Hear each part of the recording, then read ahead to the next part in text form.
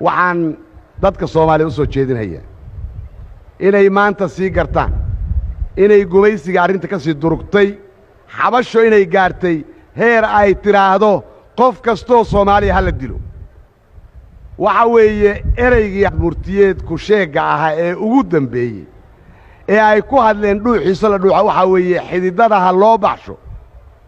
jiritaanka shacbiga Soomaaliyeed isaga fidnada Afrika ah shacbiga Soomaaliyeed ee xabashadu ay gumaysataa waxay u dirayaan xornimadooda waa beenteed amxaaro iyo cidii ay kaashataaba xidid binu aadam laba siibi karo dalkooda iyaga leh haddii la siibi karo quwadihii ka waaweynaabaa siibi lahaa ummaddii ay jeclaayeen dalkooda iyagu inay degaan oo beddelaan oo ay barwaaqo ka gaari waaye waxa ugu dambeeyey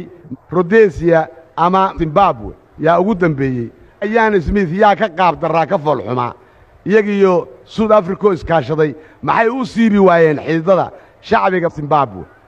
been weeye waxaan soconaynin weeye dhalanteed weeye riyo weeye aqli yari weeyaan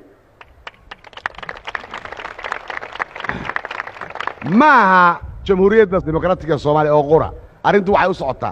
socotaa waxa weeye shucuubta Soomaaliyeed meelay joogtaba aynu ku baabi'ino ma heli karaan iyagu ma bir bay ku qafilan yihiin shucuubta Soomaaliyeed soo iyagu ibn aadam maaha soo qalabkoodii ma haysan karaan soo ma diriri karaan miyeyan u dhowaan karaynin inay eedaan waxa ay ku hadleen ama ay war murtiyeed ku sheega ay ku dhigteen arrintaas waxaan jeclahay intaas inaan iraahdo shacbiga Soomaaliyeed waxa uu soo jeedinayaa